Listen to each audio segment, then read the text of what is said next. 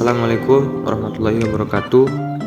Alhamdulillahirobbilalamin, wassalatu wassalamu ala asrofil anbiya'i wal mursalin wa ala alihi washabihi ajmain.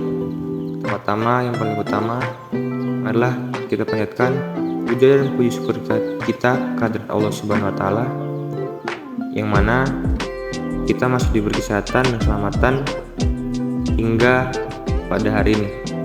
Tak lupa sholawat berangkaikan salam, marilah sama-sama kita panjatkan atas kehadiran Nabi besar Muhammad SAW, yang mana beliau telah membawa kita dari zaman kegelapan hingga zaman terang benderang pada saat ini, dan dari zaman kebodohan hingga zaman penuh pengetahuan pada hari ini.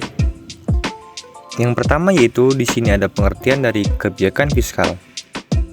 Kebijakan fiskal adalah konsep pengelolaan ekonomi diperkenalkan oleh John Maynard Keynes, yang kemudian umum dipakai dunia sejak peristiwa depresiasi besar atau Great Depression terjadi pasca Perang Dunia Pertama tahun 1929. Menurut Keynes, pemerintahan suatu negara sebenarnya punya hak mengatur pengeluaran dan pemasukan sebuah negara.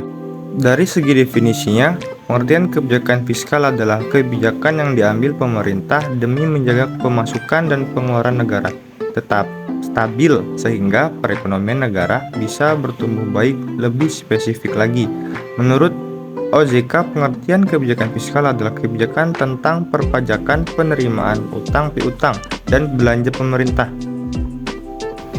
Di bagian B yaitu dibalik pengambil keputusan kebijakan fiskal. Alasan utama keputusan kebijakan fiskal adalah bertanggung jawab atas warga negaranya dari kemiskinan dan krisis ekonomi. Maka dari itu pemerintah membuat program, rancangan dalam membagi bentuk agar warga negaranya menjadi sejahtera. Selain itu, kebijakan fiskal menggambarkan tindakan yang diambil pemerintah untuk mempengaruhi ekonomi melalui perubahan dalam pengeluaran dan perpajakan. Jika tujuan kebijakan fiskal ini berjalan dengan baik, maka kemungkinan besar negara yang sebelumnya negara berkembang akan menjadi negara maju. Faktor kebijakan fiskal tidak berjalan dengan baik yaitu kemungkinan ada dua. Yang pertama dari faktor eksternal dan yang kedua dari faktor internal. Di balik keputusan kebijakan fiskal, yang pertama di sini ada pertumbuhan ekonomi. Mencapai tingkat pertumbuhan ekonomi yang tinggi adalah salah satu tujuan utama kebijakan fiskal.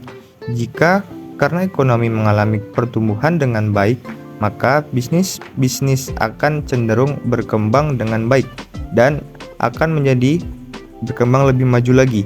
Perekonomian yang baik akan membuat kebutuhan belanja pada suatu negara akan menjadi lancar. Selain itu, warga negara tersebut akan memiliki pendapatan yang lebih banyak daripada negara yang memiliki pertumbuhan ekonomi yang rendah.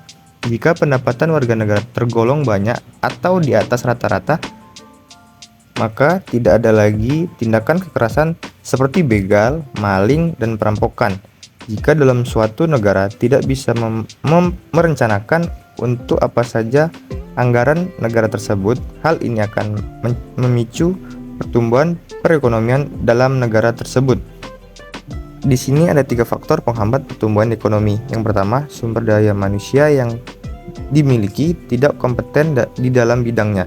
Yang kedua, sumber daya alam tidak tersedia dengan kecukupan yang dibutuhkan. Tentunya perkembangan laju ekonomi akan terhambat.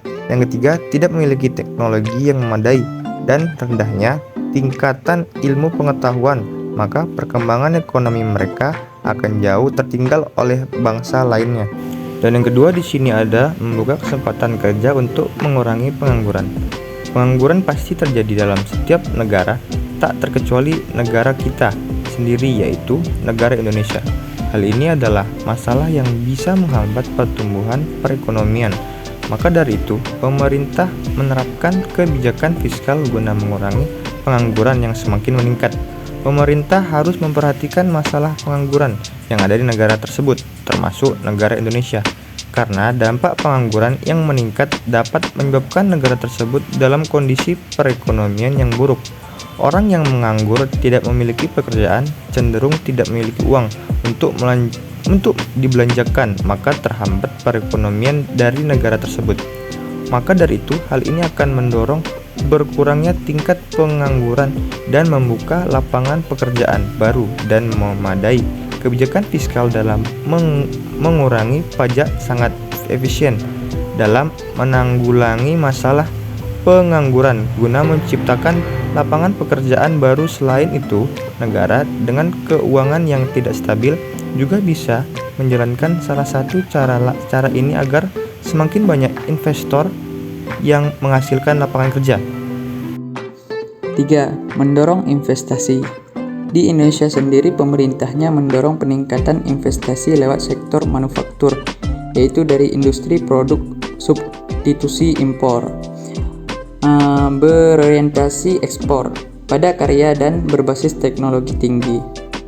Cara pemerintah Indonesia untuk meningkatkan investasi dalam meningkatkan investasi yaitu yang pertama adalah tax holiday, yaitu sebuah fasilitas perpajakan yang berlaku dan berguna untuk suatu yang perusahaan baru saja berdiri dan akan diberikan sebuah kebebasan pembayaran pajak penghasilan badan dalam waktu yang telah ditentukan.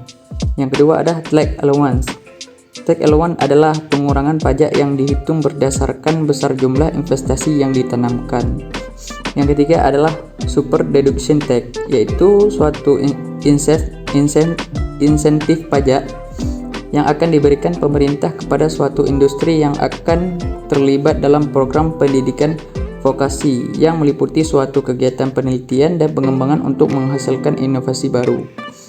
Yang keempat adalah hingga pengendalian impor. Pengendalian impor adalah suatu bentuk investasi pemerintah yang cara ini untuk mengatur masukan barang impor ke dalam seluruh wilayah Indonesia.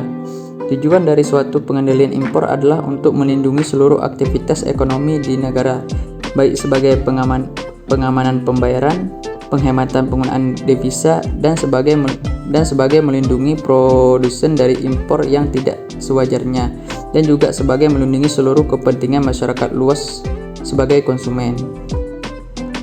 Yang keempat adalah meningkatkan pertanian. Kebijakan fiskal memberi dampak yang besar dan juga bermanfaat dan juga positif dalam hal pembangunan pertanian.